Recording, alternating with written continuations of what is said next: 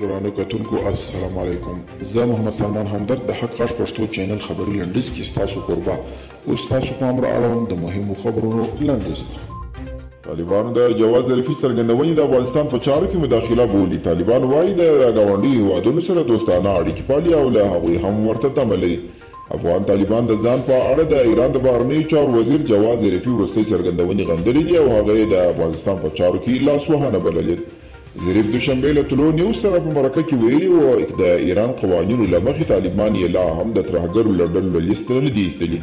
نوموړي وویل ایران د طالبانو په اړه هماغه تعریف لري چې د ملګرو ملتونو امنیت شورا پرېکړه کړې کې راغلي وو.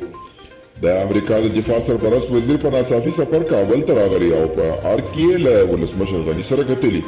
امریکایي رسنۍ هم وایي چې د امنیتي ملحوظاتو له امله د سرپرست وزیر کرسټوفر میلر سفر نه و افشا شوی. په افغاني ولسمشر حامد کرزي یو ځل بیا پر طالبانو او افغان حکومت غږ کړی چې له جګړو لاس واخلي او ورباندې وکړي. نوموړي له عرب نیوز سره په خبرو کې ویلي امریکا د افغان سولې لپاره هڅې پیل کړي او دوی یې هرکلی کوي.